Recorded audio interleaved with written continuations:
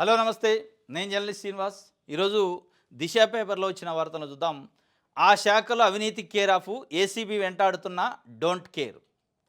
ఆ శాఖలు ఏంటి అంటే మున్సిపల్ శాఖ, registration department, revenue, police, excise, రవాణా, ఇరిగేషన్, విద్యుత్ శాఖలోనే అధిక కేసులు. నిన్న విద్యుత్ శాఖలో చేవెళ్ళ ఏడీఈగా ఉన్న అంబేద్కర్ అట 500 కోట్ల రూపాయలు. ఆయన ఎక్కడ పనిచేస్తాడు, సంగారెడ్డిలో పనిచేస్తే సంగారెడ్డిలో, పటాన్చేరులో పనిచేస్తే పటాన్చేరులో బినామీలను పెట్టుకొని వందల ప్లాట్లు, వెంచర్లలో ప్లాట్లు.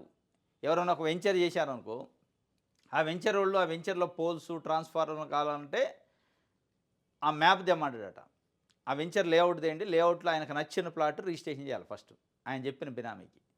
మంచి ఈశాన్యం కార్నర్ బిట్టు నాకు రిజిస్ట్రేషన్ చేస్తే దాని తర్వాత మీ పని అయింది అంటే వాడు అయ్యే జాగిరి అయినట్టు.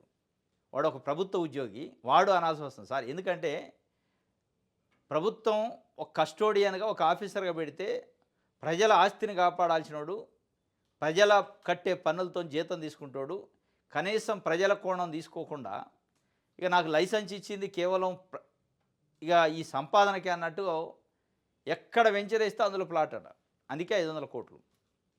అట్లా చూసినప్పుడు మున్సిపల్, రెవెన్యూ, రిజిస్ట్రేషను, ఎక్సైజు, రవాణా, ఈ పోలీసు, ఈ డిపార్ట్మెంట్లలో అత్యంత అవినీతి కేర్ ఆఫ్గా మారిందని ఏసీబీ రైడ్స్ జరుగుతున్నాయి.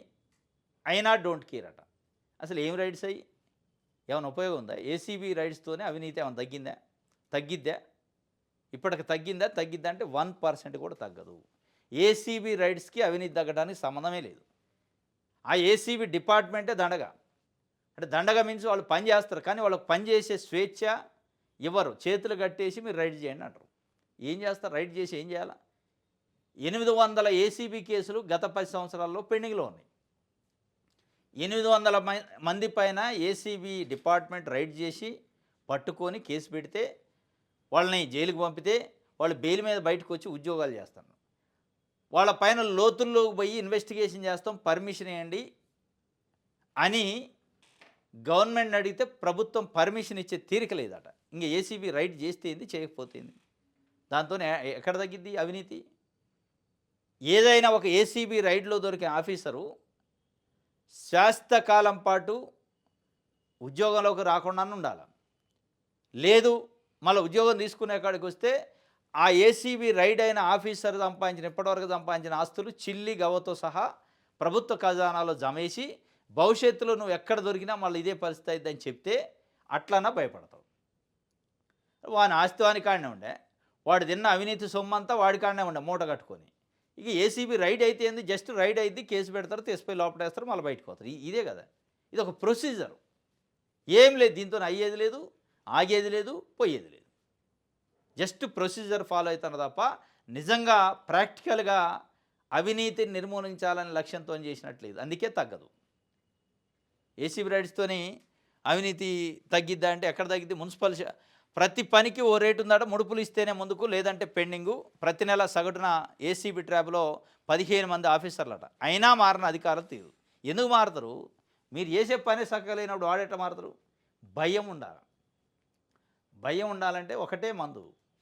మనం ఆ గడ్డి తిని ఈ గడ్డి తిని అబద్ధాలు మాట్లాడి మోసం చేసి లంచాలు తీసుకున్నా ఈ మనం దొరికిన రోజు మొత్తం మళ్ళీ గవర్నమెంట్ తీసుకుంటుంది. దీనివల్ల ఉపయోగం ఎందుకు? ప్రశాంతంగా ఉండి వచ్చిన జీతంతో జీవితం గడిపితే బీపీలు రావు, షుగర్లు రావు, ప్రశాంతంగా ఉంటాం. ఏ రోజైనా పట్టుకుంటే పొయ్యే ఆస్తి అంటే ఎవడు సంపాదించడు. పట్టుకుంటే ఉండదు. ఇది చిల్లిగావుతో సహా తీసిపోతారు. కేసుల తర్వాత జైలు, ఉద్యోగం పోవడం అనేది సెకండరీ. మనం సంపాదించే గడ్డి తినేది దేనికి? కంపలమ్మడ గడ్డి తినేది దేనికి? ఆస్తులు సంపాదించి వెనకేయడానికి. ఇక అదే ఉండనప్పుడు గడ్డి తిండ కదా. అది లేదు. ఆ లాజిక్ మర్చిపోతున్నారు ఏసీబీ.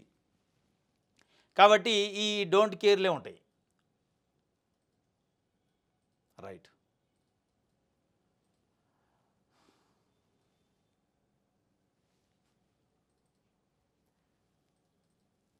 వాస వివాదాలట. కోమటికుంట చెరువు ఆక్రమణపై తెగన పంచాయతీ. ఇటీవల హైకోర్టును ఆశ్రయించిన బీజేపీ నేత ఆకుల సతీష్ వచ్చే నెల 2వ వారం రిపోర్ట్ చేయాలని న్యాయస్థానం ఆర్డరు. 3 ఏళ్లుగా కోర్టు వివాదాల్లోనే వాసవి కన్స్ట్రక్షన్ నిర్మాణాలు, ఆ సంస్థ కట్టడాలు బఫర్ జోన్లో ఉన్నట్టు లేనట్టు గతంలో అధికారుల రిపోర్టులు. 8, 9 బ్లాకులపై జాయింట్ సర్వే కోరుతూ తాజాగా హైడ్రాకు ఫిర్యాదు. ఈ హైడ్రాలు రేరాలు, హెచ్ఎండిఏలు, టౌన్ ప్లానింగ్ ఆఫీసర్లు, ఇట్లాంటి పెద్ద పెద్ద ఈ ఇట్లాంటి డిపార్ట్మెంట్లు, సంస్థలు, ఇట్లాంటి వాసవి లాంటి పెద్ద పెద్ద సంస్థలు కట్టే వాటి జోలికి కన్నెత్తి కూడా అటు చూడడం. వాళ్ళు మొత్తం ఆఫీసులోనే సెటిల్ అయిపోద్ది. ఉన్నట్టు లేనట్టు ఇచ్చారట రిపోర్టు ఆఫీసర్లు. బఫర్ జోన్లో ఉన్నట్టు ఒకడు, లేనట్టు ఒకడు. ఉన్నట్టు ఇచ్చినోడు ఏంటంటే మూట అందలే, లేనట్టు ఇచ్చినోడికి మూట అందింది. ఒకటే కారణం, దాంట్లో ఏం పెద్ద లాజిక్ ఏమి లేదు. ఇచ్చి కుంటలు, చెరువులు, బఫర్ జోన్లు, కాలువలు, లేదా మోరీలు, మొత్తం నాలాలు లల్లో కబ్జాలు చేసి ఇట్లాంటి పెద్ద పెద్ద బడా ఇట్లా కన్ను పైకెత్తి చూస్తే అందనంత దూరం కడతారు. అంత కట్టిందాక వీళ్ళకి ఉడికి కనపడదు బఫర్ జోన్ ఉందని. ఇక అంత కడతారు, వాడు కోర్టుకు పోతారు, తెచ్చుకుంటారు. ఈ వాదం అట్లే కొనసాగుతుందట. కోమటికుంట చెరువుకు సంబంధించి కొనసాగిద్ది. అంటే కమిట్మెంట్ అధికారులకి, ప్రజలకి, అదే అధికారులకి ప్రభుత్వానికి లేనప్పుడు అది కొనసాగుతూనే ఉంటుంది దోపిడీ. టీచర్లు, ప్రొఫెసర్లకు బ్రిటిష్ శిక్షణ అట. మెరిట్ విద్యార్థులకు స్కాలర్షిప్లు, ఎడ్యుకేషన్ టెక్నాలజీ మరింత సహకారం. సంసిద్ధత వ్యక్తం చేసిన British high commissioner CM Revanth రెడ్డితో లిండీ క్యామెరన్ భేటీ. టీచర్లు, ప్రొఫెసర్లకు బ్రిటిష్ శిక్షణ అట. అసలు వాళ్ళు ఉంటే కదా, అరే 10 మంది టీచర్లు ఉండాల్సిన కాడ 2 ఉండే. ఉస్మాన్ యూనివర్సిటీ మొత్తంలో ఉన్న ప్రొఫెసర్ లెక్క పెడితే 100 మంది కూడా లేరు. ఇక నువ్వు బ్రిటిష్ శిక్షణ ఇస్తేంది, తెలుగు శిక్షణ ఇస్తేంది, ఏది ఇస్తేంది? ప్రొఫెసర్లే లేరు కదా. ముందు ఆ భర్తీ చేయండి, తర్వాత శిక్షణ, తర్వాత భర్తీ చేస్తే ఫుల్ ఫ్లెడ్జ్డ్గా యూనివర్సిటీలు బాగుపడతాయి, విద్యా సంస్థలు బాగుపడతాయి.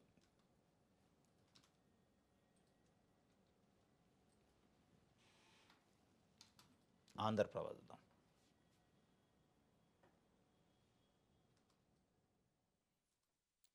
ఇంట్లో దాదాగిరి చేయండి, 22 నుంచి స్వేచ్ఛగా షాపింగ్కి వెళ్ళండి. అంటే ఇన్ని రోజులు మీరు దోపిడీ చేస్తే స్వేచ్ఛగా వెళ్ళాలి ప్రజలు. ఇంట్లో దాదాగిరి చేయాలి. నువ్వు 10 సంవత్సరాల పాటు పిల్లలు, చిన్నపిల్లలు తినే బిస్కెట్లు, చిన్నపిల్లలు వాడే పెన్సిల్స్, ఎరేజర్లు, తాగే నీళ్ళపైన కూడా వేస్తే నువ్వు జిఎస్టీ, పాల ప్యాకెట్ పైన జిఎస్టీ ఎత్తి 10 ఏళ్ళు ఇబ్బడముబ్బడిగా దోపిడీ చేస్తారు. పేద ప్రజలు రక్తాన్ని తాగిద్దరు. ఇప్పుడు నువ్వేదో తగ్గించినట్టు, నువ్వేదో మొత్తం తీసేసినట్టు, లేదంటే మొత్తం 10 ఏళ్ళు దోపిడీ చేసింది ఏదో వెనక్కిస్తున్నట్టు పండగ చేసుకోండి, దాదాగిరి చేయండి. ఎవరిపైన దాదాగిరి చేయాలి? మీరు చేసిన 10 ఏళ్ల దాదాగిరికి సమానం చెప్తే వాళ్ళు దాదాగిరి చేస్తారు. మీరు చేసిన దాదాగిరి, గూండాగిరి, మీరు చేసిన దోపిడీగిరి, దానివల్ల ప్రజలు నష్టపోయింది. ఇప్పుడు ఏదో 4 ఈటికి తగ్గించి మేము తగ్గించినాం, దాదాగిరి చేసుకోండి, కొనండి అంటే ఇది ఒక పెద్ద ప్రచారం. చంద్రబాబు నాయుడు గారు నిన్న అసెంబ్లీలో చెప్తుండ్రు, పెద్ద ఎత్తున దీనిపైన అవగాహన కల్పించాలి, ప్రచారం చేయాలి, మనం ఇళ్ళకి పోవాలి, జిఎస్టీ వల్ల ఫలితం ఉంటుందంటే ఇది షాపింగ్ మాల్ కొత్తగా పెట్టిన వాళ్ళు ఉంటారు, బాగా కొనుగోలుకు రావాలని మా దాంట్లో ఈ ఆఫర్ ఉంది, మా దాంట్లో ఈ ఆఫర్ ఉందని ప్రచారం చేసినట్టుంది. ఈ తగ్గింపు పేరుతో మళ్ళీ ప్రజల్ని దోపిడీ చేసే కార్యక్రమమే. మళ్ళీ కొనుగోలు శక్తి, కొనండి కొనండి వాడు తగ్గించింది ఎంత, కానీ ఇప్పుడు వాడు ట్యాక్స్ తగ్గించడానికి పోయి కొంటే అవసరం ఉన్నా లేకపోయినా కొనే కార్యక్రమం ప్రచారం ఇది. ఇది దాదాగిరి చేయండి అని అమిత్ షా చెప్తుండు. జిఎస్టీ కొత్త రేట్లు అమల్లోకి వస్తాయి, పండగ సీజను, విదేశీ వస్తువులు వద్దు. ఇప్పుడు మీరు ఏదైతే జిఎస్టీ తగ్గించారో దానికి డబల్ ఆదాయం వద్దు ఇప్పుడు, ఎందుకంటే కొనుగోలు పెరిగిద్ది, ఒకసారి బ్లో వస్తుంది. ఏదో తగ్గిందట కొందామని ప్రజల్ని ఈ మభ్యపెట్టేవారు. ఇది ఎమ్మెల్సీల ఫైలు సుప్రీంకోర్టు వైపు గవర్నర్ చూపట. ఆచితూచి వ్యవహరిస్తున్న గవర్నర్ జిష్ణుదేవ్ వర్మ సుప్రీంకోర్టులో వ్యవహారం తేలేక ఎమ్మెల్సీల దసరంపై తుది నిర్ణయం. ఇప్పటికే న్యాయ సలహా తీసుకున్న రాజ్భవన్, అసెంబ్లీ ఆమోదించి పంపిన మిగతా బిల్లులు ఇంకా పెండింగే. ఇప్పుడు ఎమ్మెల్సీ కోదండరాము గారు, ప్రొఫెసరు కోదండరాము తెలంగాణ ఉద్యమంలో తెలంగాణ రాజకీయ చేసి చైర్మన్గా పనిచేసాడు, కీలకంగా పనిచేసాడు వాస్తవంగా. మరి ఆయనకి ఏందో కానీ దురదృష్టం, ఎప్పుడు ఎమ్మెల్సీ ఇచ్చినా ఎప్పుడు కోర్టుకు పోవటం, పెండింగ్ పట్టడం, ఫైల్ పెండింగ్ పడటం, మళ్ళీ సెకండ్ టైం ఇచ్చారు. ఇప్పుడు మొన్న రద్దు చేశారు, గతంలో ఇచ్చిన దాన్ని రద్దు చేస్తే, కోర్టు రద్దు చేస్తే ఇప్పుడు మళ్ళా ప్రభుత్వం మళ్ళీ గవర్నర్కి పంపించి అజారుద్దీన్ గారిను కోదండరామ్ గారిని మళ్ళీ పెండింగ్ అట. గవర్నర్ ఆమోదం తెలపలే, సంతకం పెట్టట్లే, న్యాయ సలహా రకరకాలుగా చర్చ జరుగుతుంది. మరి అది సుప్రీంకోర్టు వైపు మళ్ళీ పోద్దా, గవర్నరు ఏం చేస్తాడనేది బిగ్ క్వశ్చన్ మార్క్ అనమాట. రైట్. సాఫ్ట్వేర్తో ఓటు చోరీ చేస్తారు, ఇతర రాష్ట్రాల మొబైల్ నెంబర్లతో మోసం. కర్ణాటకలో 6,000కు పైగా కాంగ్రెస్ ఓట్ల తొలగింపు. రాష్ట్ర సిఐడి దర్యాప్తునకు స్పందించిన ఈసీ. ఓట్ల దొంగలకు సిఈసి జ్ఞానేష్ కుమార్ వత్తాసు. ఓటు చోరీపై రాహుల్ గాంధీ తాజా వ్యాఖ్యలు. సాఫ్ట్వేర్తో ఓటు చోరీ చేస్తున్నారట. పెద్ద ఎత్తున ఓటు చోరీ పైన ఎన్నికల ప్రక్రియ పైన రాహుల్ గాంధీ క్యాంపెయిన్ చేస్తాడు, ఉద్యమం చేస్తాడు. ఆ ఉద్యమానికి ఇప్పటివరకు కేంద్ర ఎన్నికల సంఘం కట్టసీ కోసమని స్పందించలే. అసలు ఏంటి ఆయన చెబుతుంది ఏంది? లోక్సభలో ప్రధాన ప్రతిపక్ష నాయకుడు వారు చెప్తున్నది ఏంటి? వారు చెప్తున్న 6,000 ఓట్ల, 3,000 ఓట్ల, 40,000 ఓట్ల తొలగించారా, తొలగించలేదా, అసలు అప్లికేషన్ ఏం తీసుకుందాం, ఎంక్వైరీ చేద్దామని కనీసం అంటే కనీసం కట్టసీ లేదు. కంప్లీట్గా రాహుల్ గాంధీ చెప్పే మాటల్ని ఒక నెగిటివ్ కోణంలో చూస్తాను తప్ప అసలు ఏం చెప్తుండో నిజంగా జరుగుతుందా అనే పరిశీలన కూడా లేదు. ఒక రాజకీయ పార్టీ ముఖ్య నాయకుడు, లోక్సభలో ప్రతిపక్ష నాయకుడు, కన్సిడర్ చేయండి, మాటల్ని కన్సిడర్ చేస్తారా లేదా పక్కన పెడితే ఎంక్వైరీ చేయండి మాటలను బేస్ చేసి.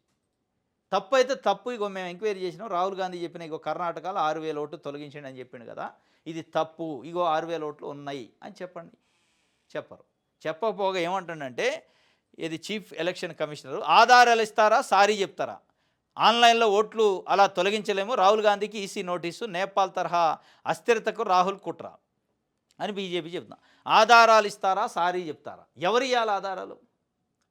మీరు ఒక పెద్ద వ్యవస్థ భారత ఎన్నికల కమిషన్, భారత పార్లమెంట్లో లోక్సభ ప్రతిపక్ష నాయకుడు, ఆయన లోక్సభలో ఆయన ఒక ఆధారాలతో సహా చెప్తుండు. ఇంకా ఆధారాలు ఇచ్చేదేంటి?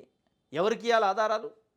ఇప్పుడు చెప్పే ఆధారాలుగా 6,000 ఓట్లు కర్ణాటకలో కాంగ్రెస్ పార్టీకి సంబంధించిన ఓట్లు తొలగించారు, దానిపైన సిఐడి ఎంక్వైరీ చేసింది, ఆ రిపోర్ట్ని బేస్ చేసుకొని చర్యలు తీసుకోండి అని ఒక రాష్ట్ర ప్రభుత్వానికి సంబంధించిన ఆర్గనైజేషన్ సిఐడి చెప్తే ఇంకేం ఆధారాలు కావాలి? నిజంగా మీకు కమిట్మెంట్ ఉంటే మళ్ళీ సారీ చెప్పాలా? ఏమని సారీ చెప్పాలి? చెప్పాల్సిన పరిస్థితి ఎవరికి ఉంది? అలా సారీ ఎన్నికల కమిషన్కు ఉంది. ఎన్నికల కమిషన్ ఈ జరుగుతున్న పరిణామాలపైన సారీ చెప్పాలి. నిజంగా తప్పు జరుగుంటే మా పక్షాన సారీ చెప్తున్నాం, దేశానికి జాతికి వాటిని మళ్ళీ జరగకుండా చూసుకుంటాం, ఆ తప్పు ఇగో ఇది ఇట్లా జరిగిందని చెప్పాలి. సారీ చెప్పాల్సింది, వివరణ ఇవ్వాల్సింది, దేశానికి సమాధానం చెప్పాల్సింది, దేశ ప్రజల ముందున్న అనుమానాలను నివృత్తి చేయాల్సింది ఎన్నికల కమిషన్. అది తప్పించుకొని నువ్వు సారీ చెబుతావా, ఆధారాలు ఇస్తావా? ఏంది ఆధారాలు ఇచ్చేది? ఎవరు తీసుకుంటున్నారు ఆధారాలు ఇస్తే? ఎవడన్నా పట్టించుకుంటున్నా ఆధారాలు ఇస్తుంటే? పట్టించుకోరు. మీరు ఒక మోటోతో ఉన్నాక ఆధారాలు ఇస్తే ఏంది, లేకపోతే ఏంది? ఇది ఆయన ఎన్నికల కమిషనర్ చెబుతుంటే ఆధారాలు ఇస్తారా లేదంటే సారీ చెప్తారా అని. ఆత్మగౌరవం పోయాక ఏ పదవైనా గడ్డిపోచే బీజేపీ సీనియర్ నేత మాజీ మంత్రి ఈటెల సంచలన వ్యాఖ్యలు చేసిండు. ఆయన అప్పుడప్పుడు ఇట్లాంటి వ్యాఖ్యలు చేస్తాడు. మరి ఎవరు ఆత్మగౌరవం పోయింది, ఏం పదవి గడ్డిపోచేయింది అర్థం కావట్లే. బీజేపీ రాష్ట్ర అధ్యక్షుడు అవుతాను అనుకుని రాలే, మరి మళ్ళా రేపో మాపో మరి ఏమైనా పదవి ఇస్తున్నారేమో, లేదంటే భవిష్యత్తులో సీఎం అభ్యర్థిగా నేను ప్రకటిస్తున్నాను అని ఏమైనా హామీ ఇచ్చారేమో, ఏందో కానీ ఆత్మగౌరవం పోయాక ఏ పదవి వచ్చినా గడ్డిపోచే అయిద్ది అంటాడు. మొత్తానికి బీజేపీలో కోల్డ్ వార్ నడుస్తుంది. పార్టీ ప్రభుత్వానికి అంటే రాష్ట్ర ప్రభుత్వానికి వ్యతిరేకంగా తీసుకునే కార్యక్రమాలు కానీ ఇవి కానీ సప్పగా ఉన్నాయి. మొత్తం ఒకళ్ళకొకళ్ళు కత్తులు పొట్టలో పెట్టుకొని తిరుగుతున్నారు బీజేపీలో ఉన్న ఎంపీలు కానీ ఎమ్మెల్యేలు అనే పరిస్థితి అయితే బయట ఒక చర్చ నడుతుంది.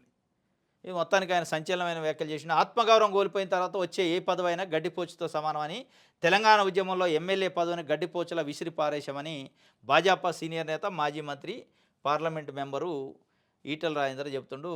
మరి ఆత్మగౌరవం కోల్పోయిన తర్వాత వచ్చే పదవి ఏంటి, ఆ పదవి ఎవరిస్తున్నారు, దాన్ని గడ్డిపోచే అని ఎందుకు అంటుండు? అది పనికిరాని పదవా, ఈయన కోరుకున్న పదవి కాదా? ముఖ్యమంత్రి అభ్యర్థిగా కూడా కాకుండా ఏదైనా వర్కింగ్ ప్రెసిడెంట్ లేదా ఇంకోటి క్యాంపెయిన్ ప్రెసిడెంట్ ఇస్తానరా, అది దేనికి ఉపయోగపడదు కాబట్టి గడ్డిపోచే అంటండా? మరి నిజంగానే ఆత్మగౌరవం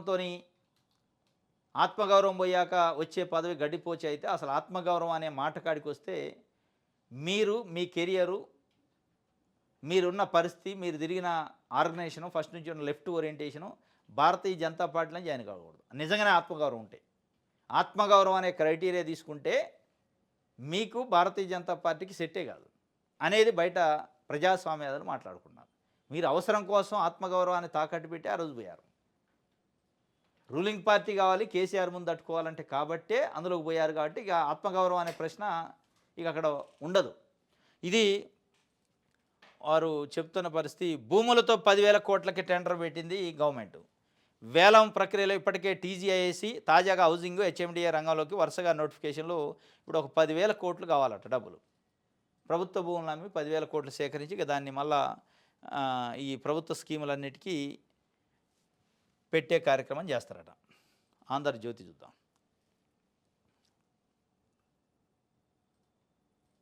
రైట్.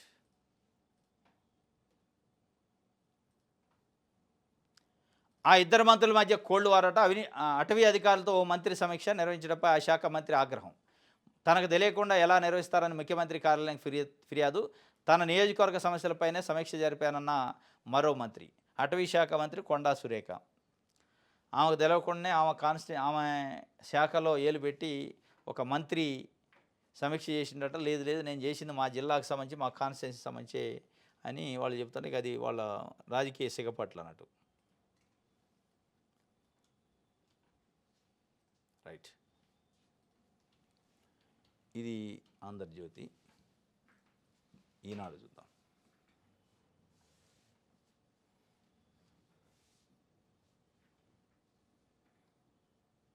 ఉన్నట్టుండి వస్తుంది, కన్నీరు కురుస్తుంది.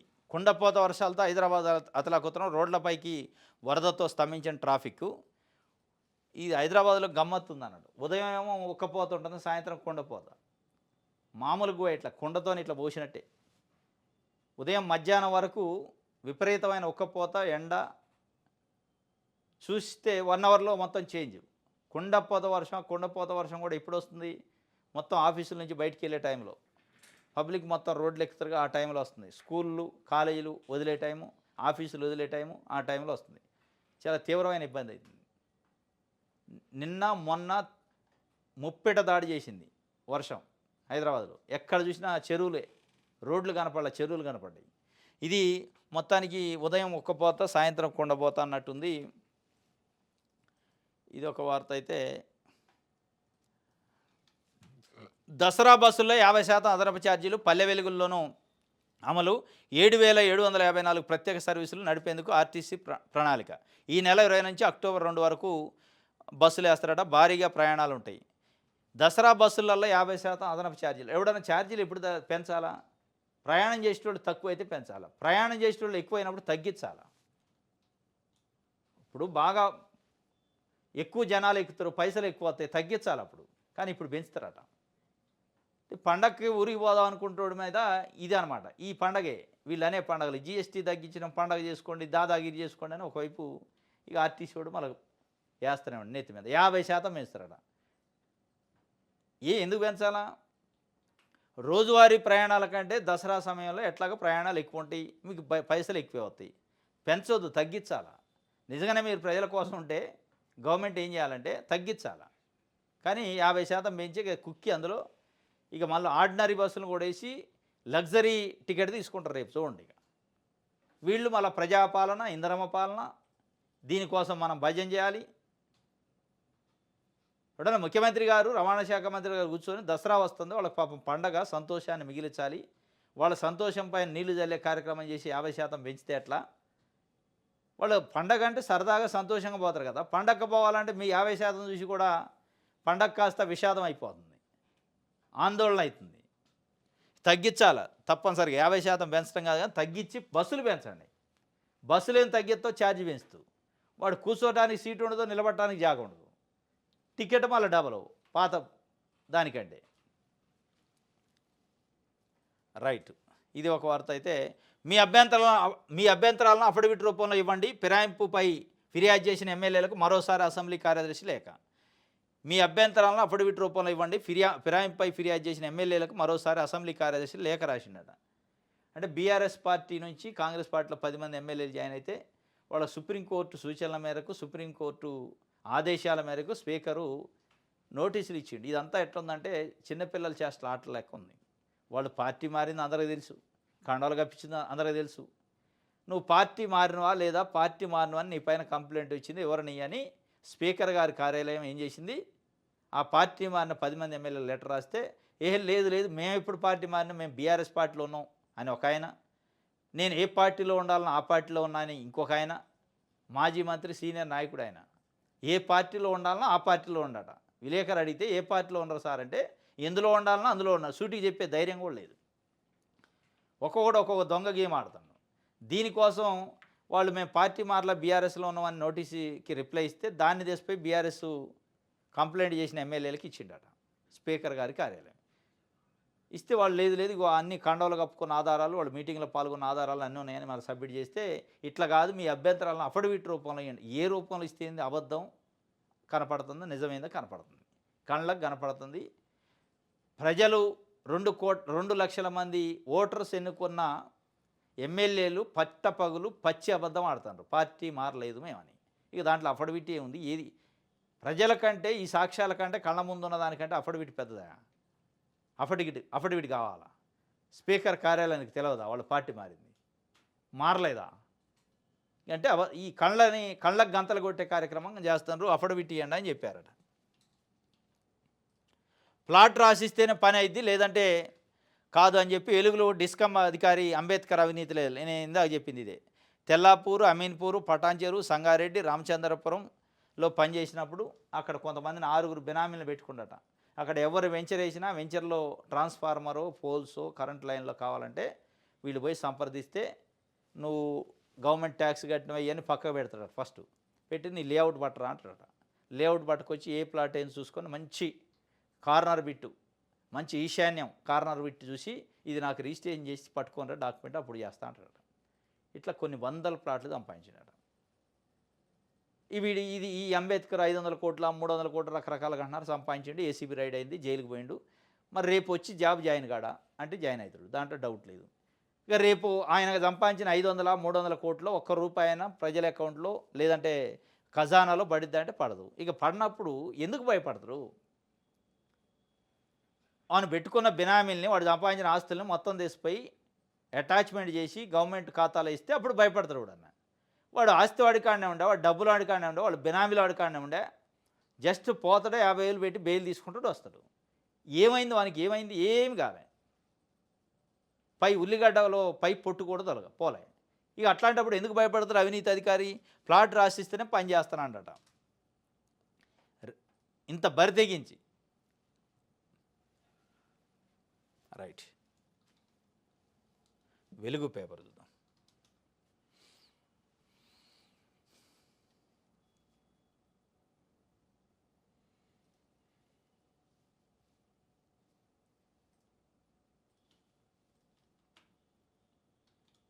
హైదరాబాద్ అతలాకుతలమైంది వర్షాలతో. నేట మునిగిన బస్తీలు, రోడ్లపై భారీగా వరద. ఇది ఇందాక మాట్లాడుకున్నాం. ఉదయం ఒక్కపోత, సాయంత్రం ఏమో కొండపోత. బతుకమ్మ దసరాకు 7,754 స్పెషల్ బస్సులు 20 నుంచి, ఈ నెల 20 నుంచి వచ్చే నెల 2 వరకు నడపాలని ఆర్టీసీ నిర్ణయం. రాష్ట్రంతో పాటు ఏపీ, కర్ణాటక, మహారాష్ట్రకు సర్వీసులు. స్పెషల్ బస్సులు మాత్రమే అదనపు ఛార్జీలు. ఆన్లైన్లో ముందస్తు రిజిస్ట్రేషన్లు. ఎవరికి ఇవ్వాలి స్పెషల్ బస్సా కాదా అనేది? అసలు ఏ బస్సు అయితే ఎందుకు పెంచాలి? బస్సులు పెంచి ఛార్జ్ తగ్గియాలి. ప్రయాణికులు పెరుగుతున్నప్పుడు మీకు ఆదాయం ఎక్కువ వద్ది. ఇక మళ్ళీ ఛార్జీలు ఎందుకు పెంచడం? వాస్తవంగా ప్రయాణికులు తగ్గినప్పుడు ఏంటంటే సీట్ల మందమే. సీట్లు ఎన్ని ఉన్నాయి అన్నే ప్రయాణం, అంతమందే ప్రయాణం చేస్తే నీకు డబ్బులు తక్కువ వస్తాయి. అదే సీట్లు కాక నిలబడ్డది కాక అసలు కిక్కిరిసిపోయే పరిస్థితి ఉంటే అదే డీజిల్ కాలిద్ది. డీజిల్ పెద్దగా ఏం తేడా ఉండదు, కానీ ఆదాయం పెరగట్లే, డబల్ వస్తుంది. డబల్ వస్తున్నప్పుడు మళ్ళీ నువ్వు ఛార్జీలు ఎందుకు పెంచాల్సిన అవసరమే లేదు. ఇక మేము 7,754 బస్సులు వేసాం, స్పెషల్ బస్సులు. ఇక మీకు పండగ చేసుకోండి, మీకు ఏ కొరత రానివ్వండి. ఇంకా కొరత రానిచ్చేది ముక్కుబిండి వసూలు చేస్తుంటే. మీరు మహిళలకు ఉచిత ప్రయాణం పేరుతో ఉచితంగా ఇస్తేనే పురుషుల దగ్గర తిరువలో లాగే ప్రయత్నం చేస్తాను.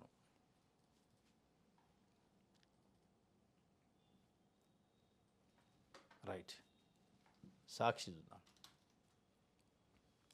ప్రాణహిత చేవేళ 35,000 కోట్లట. ప్రాజెక్టుకు కొత్తగా ఫ్రీ ఫీజిబిలిటీ రిపోర్టు. రీ ఇంజనీరింగ్లో తొలగించిన 9 ప్యాకేజీల పనులు పునరుద్ధరణకు కసరత్తు.